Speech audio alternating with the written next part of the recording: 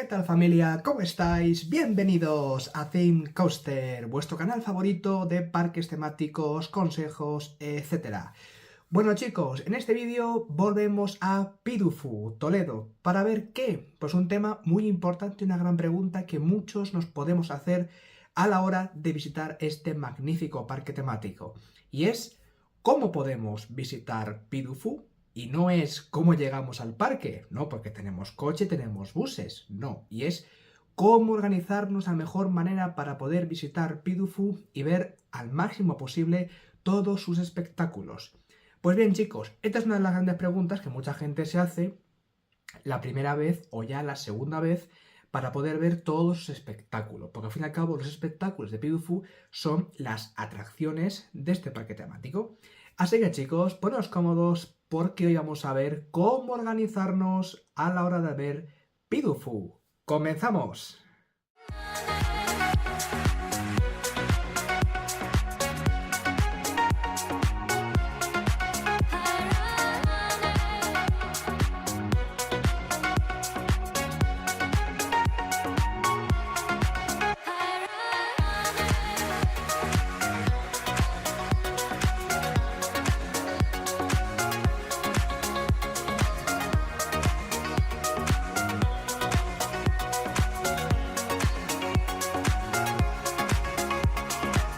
Bueno chicos, lo primero de todo hay que saber que Pidufu es un parque temático en su pura esencia. ¿Qué quiere decir esto? Que en este parque no encontramos atracciones mecánicas, no encontramos carruseles, ni montañas rusas, nada de eso, son todo espectáculos. Pidufu nació hace 5 años, ya que este año celebra su 5º aniversario con nosotros ubicado a unos kilómetros de Toledo. Es perfectamente accesible, se puede ir perfectamente desde Madrid en autobús, en coche e incluso del propio Toledo salen autobuses que os llevan y os traen de vuelta del propio parque. En este caso, ¿cuál es la mejor guía para poder visitar Pidufu? Lo primero de todo es bajarse la aplicación de Pidufu. En esa aplicación vamos a encontrar, como muchas otras aplicaciones de parques temáticos, como por ejemplo Parque Warner y PortAventura, en esta aplicación vamos a encontrar toda la información necesaria que necesitamos saber a la hora de visitar este parque. Vamos a encontrar normas de funcionamiento, horarios de espectáculos, guía del mapa, etc. Con lo cual yo os recomiendo que os bajéis ante todo esta aplicación ahora mismo o cuando queráis para que sepáis organizaros perfectamente para vuestra visita.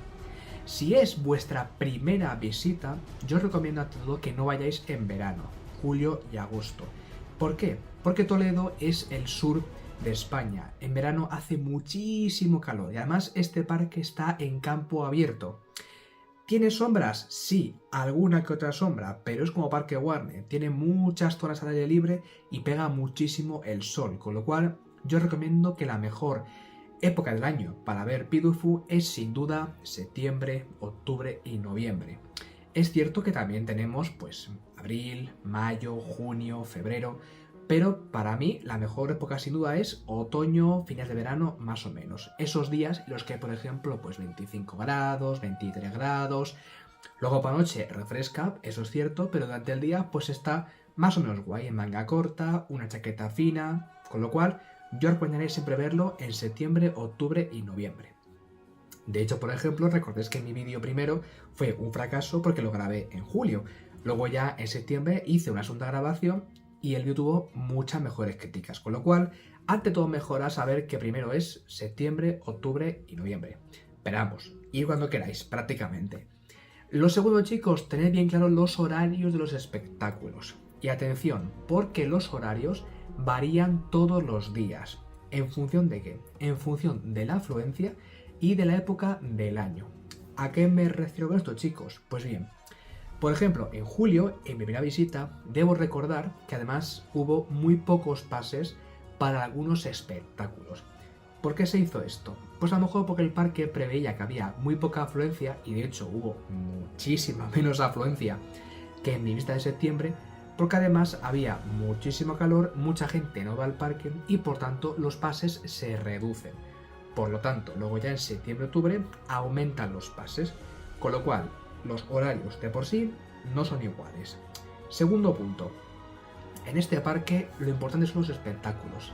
Problema de esto, que algunos espectáculos están encadenados entre ellos. Por ejemplo, los que están más encadenados son Cetrería de Reyes y el Misterio de Sorbaces. Estos dos espectáculos están encadenados en el sentido de uno empieza a las 4 y otro a las 4 y media, 5 menos cuarto. Otro vuelve a empezar a las 5 menos cuarto y otro vuelve a empezar a las 6 y media, 6 menos cuarto. ¿Qué quiere decir esto? Bueno, las horas se me ha ido un poco la mano, me he confundido con las horas, pero vamos, lo entendemos. Cuando uno empieza, el otro empieza también. Cuando uno empieza, el otro también empieza. Con lo cual es muy difícil buscar el momento exacto para ver uno y luego el otro. Otro factor también que influye en esto son las distancias entre espectáculos, ¿vale? Cetrería de Reyes es el que está más alejado de lo que es el núcleo del parque. ¿Por qué os digo esto? Porque lo que es el mapa, en el núcleo del parque, tenemos principalmente al lado el Misterio de Sorbaces, el Último Cantar, A Pluma y Espada, Allende la Mar Océana y El Sueño de Toledo. Quitando a un lado lo que son pasacalles, ¿vale? Como De Tal Palo, El Herrero de Vivar, que son pasacalle, que son pequeños espectáculos que hacen en muchos puntos del día, pero como espectáculos grandes tenemos los que acabamos de citar, ¿vale? Todos estos están, digamos, en una especie de círculo, con lo cual es muy fácil ir de un punto a otro. Pero justamente Cetrería está mucho más alejado del resto, con lo cual mi consejo es que primero, si podéis, visitar Cetrería de Reyes. Y ya ese visto, ya nos volvemos al núcleo urbano, por así decirlo, del parque y visitamos los más espectáculos. Otro punto a tener en cuenta son los horarios que aparecen en la aplicación sobre los espectáculos. Y en este caso tenéis dos capturas en pantalla. Una es el horario del día 28 de septiembre, que fue el que visité yo, y el día siguiente, que fue el 29 de septiembre, domingo. Como podéis ver, los sábados tienen muchísimos más pases de espectáculos como A Pluma y Espada y El Último Cantar, que son los que más pases tienen hasta ahora, y luego el domingo tiene mucho menos pases, con lo cual, si queréis ver todos los espectáculos en un día, que se puede hacer sin ningún problema, tenéis bien claro esta planificación, ¿vale? A apuntar las horas e intentar hacer, digamos, una planificación, un guión de en qué orden ver los espectáculos. Yo, como recomendación, ya os digo, primero, Cetrería. ¿Por qué? Porque está mucho más alejado, ¿vale? Y luego ya vamos para atrás y vemos El Último Cantar, A Pluma y Espada, El Misterio de Sorbaces, Allende la Mar y El Sueño de Toledo, ¿vale? En el caso de Allende la Mar Océana, un punto positivo es que es una experiencia inmersiva, ¿vale? No es un espectáculo en toda regla. En este caso tenemos un espectáculo, experiencia, que está abierta todo el día, ¿vale? A lo mejor todo el día no, pero a lo mejor abre de 3 a 9 o de 12 a 6, con lo cual tenéis 6 horas ininterrumpidas para poder verlo cuando queráis. Evidentemente, tened en cuenta que en este parque solo hay espectáculos y cuanta más afluencia haya, más cola habrá que hacer los espectáculos. Con lo cual, siempre tener en cuenta que recomiendan llegar a la puerta del espectáculo media hora antes. Yo subo la apuesta, estar, si podéis, 45 minutos antes.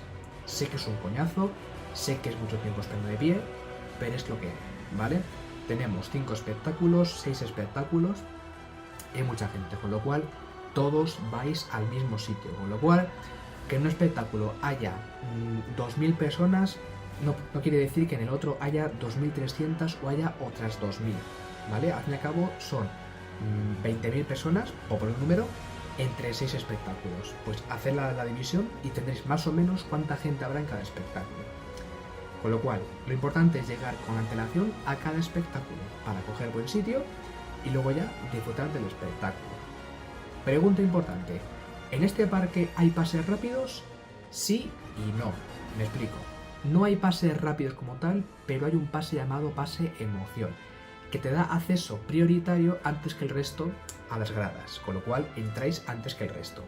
Además tenéis una especie de grada, por así decirlo, separada del resto de la gente, con puestos privilegiados para poder ver el espectáculo. Entonces, ¿hay pases rápidos? Como tal sí, pero es un pase, que es el pase emoción. Problema, que este pase se agota rapidísimo, porque además funciona como una entrada, ¿vale?